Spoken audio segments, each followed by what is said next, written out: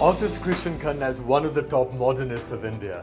He was part of the so-called progressive artist group in the 1940s and 50s, which comprised of people like Jujhar, Souza and Hussain. We're going to go inside his studio and have a chit-chat with him. Come in. Hello, Mr. Khanna. How are you? Hi. You finally arrived. Yeah, good to meet you. Good to meet you. Come, sit What is down. this wonderful work you're doing over here? No, it's not wonderful yet. It will be wonderful. Let's hope. No pay. You can never tell when in midstream, whether it's going to succeed or not. But one thing, having looked through a lot of your works in the past, I can see your favorite color appears to be red. Well, yes, it is. I mean, I try and avoid it too, because one mustn't get so it doesn't become common. No, one mustn't get too close to anything that you're really good at. But why red? Why is it your favorite color? Not favorite. It's a color I'm very happy with. I can manipulate red with all its ancillary colors that go with it, and so it's a color I'm used to, shall we say. And one mustn't get used to anything too much. That's the thing. I want to ask you, you were born in 1925. Yep. In 1946, though, you joined Bandwallahs Bank, and for 16 years you were a banker. How did that happen? Why did it happen? 14 years, actually, 14 not 16. Years. It's bad enough. Yeah. or good enough. But anyway. I heard you enjoyed yourself, though. Very much, yes. No, people think that I spent 14 years in like Ramchandraji's exile. It wasn't like that at all.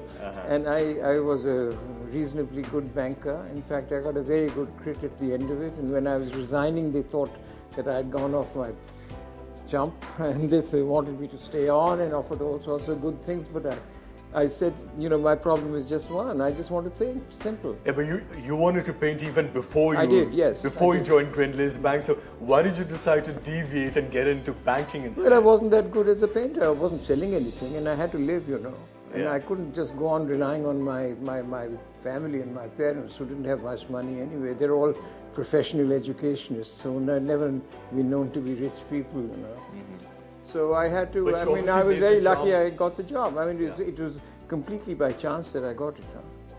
But of course, in 1961, I believe you quit that job. How did you suddenly make that decision? What made you decide, okay, forget this, I'm going to become a full-time artist now?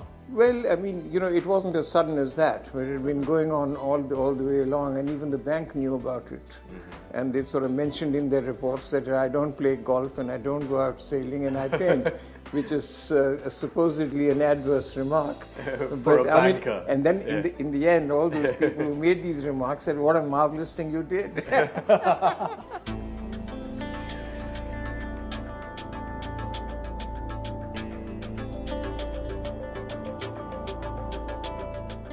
I also believe that your wife, in fact, encouraged you to quit banking and get into art. Yes. I wouldn't have been able to do it without her backing, without her support. Her support and my father's support, because he spent all his money on my education, I read an interview of yours a few months ago in which you mentioned that your wife was your first girlfriend and your first love as well. And has been ever since. That's right. But in the same interview, I also read that you said that you've always been faithful to her, but it hasn't stopped you from admiring other beautiful women. Who told you that? That's true. True or not? Of course it's true. Of course it's true. I don't think the two things that there's any conflict of interest there. Mr. Khanna, let's talk a little bit about your art now. You began, of course, with abstractions, but you moved on to human forms. I believe you tried to capture the human condition. What motivated you to do that? Well, it's one thing. It's not trying to capture the human condition. It's your concern for things which are around you. But if one looks at your body or work, you've done a lot of truck-wallas, vegetable-wallas, fruit-wallas, bandwallahs, of course. How much is it because you feel strongly for people? Of course I do. In the lower strata of society, deprived people? Well, I think they're more, they're there. They're there. They're there for me to look at. And I deplore the fact that they are subject to these conditions. For instance, the truckwallas, for instance, the truck is there source of life, their workplace, their sleeping place, their dormitory. They probably die there too. It's probably their grave. So it's a pretty sad condition, isn't it? Round the clock for them. Yeah, it's round the clock for them. And the Bandwallahs, I mean, it's interesting because these are poor people, but they're in very fancy, elaborate uniforms. It's a Chaplin-esque situation. There's something very funny, but the moment you start laughing, you think, no, it's not good to laugh, because really they're pretty poor people and they're doing this for a livelihood, and the livelihood only comes into being once or twice a year when the wedding season is on. And then they're sort of leftovers from the Raj. We didn't have these guys dressed up in broadricks and uniforms and whatever. And they were, of course, left over. I mean, this was the British institution where the Saab and Mem Saab after chapel would go on Sundays to the bandstand, you know, because the bandstands have all gone, but these guys are now sort of floating around waiting for weddings to happen.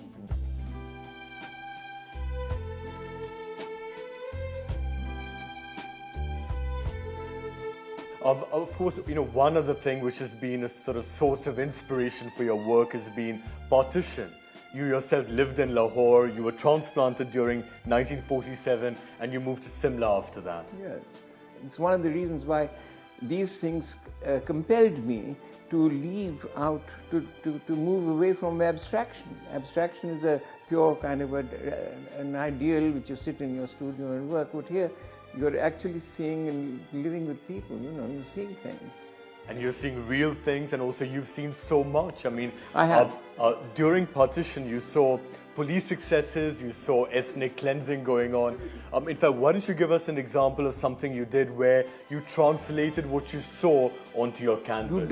You don't, I can't, you can never translate that, because it's a very composite and a pretty whole experience. I mean, people on trains, traveling on top, inside, you've never seen a package of sardines as closely packed as people were in those days, and people waiting for the other end, waiting for their relatives to arrive. I mean, it's heart-rending. Don't let me think about it again.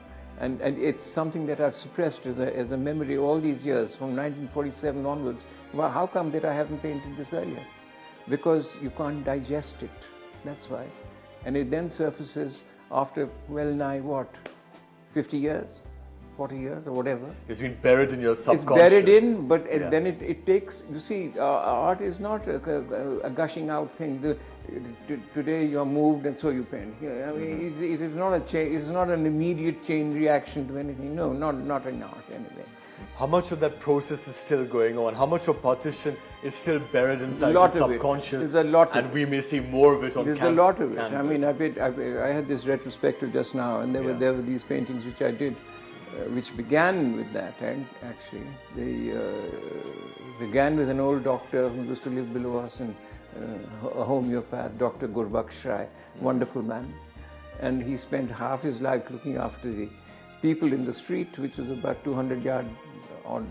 Professionals lived there mostly, and all communities, and he used to look after them, and then the rest of the time he was making speeches and going, and you know, with Congress. He was a very strong congressman, and was in prison most of his life. So the incredible thing about this man was that the police van would come. They knew that he was ready to go into the whole thing was like the whole thing was stage managed. I mean, everybody knew what their part was going to be. There was no violence, and this was a real study in non-violence. The policeman would come and say, "Doctor Saab, aa gaye hain?" I say, "हाँ जी, मैं हुने आया." "अच्छा, 5 minute दे दो." "हाँ जी." So it went on in this friendly, wonderful way, and then he would come, get into the police van. He didn't want to run away. So there it was, and this wonderful man, you see, and I've tried to perpetuate that. He's been in my mind all this time. Right. And so he had to emerge. Had to come out. He had to emerge. He had to emerge. So he emerged when the time, there's a ripe time for everything, and these things come when the time is due for them to come. You can't urge it. You can't suddenly, it's not like taking a purgative. It's not instant results. You can't. Mr. Khanna, that's fascinating. But let's take a break right now. When we come back, we'll talk about the fact that you're a member of the Progressive Artists Group, which consisted of others like Souza, Hussain and Raza as well. Perhaps we can chat about that in your drawing room. How about that? Yeah, fine. Let's go. Let's just go.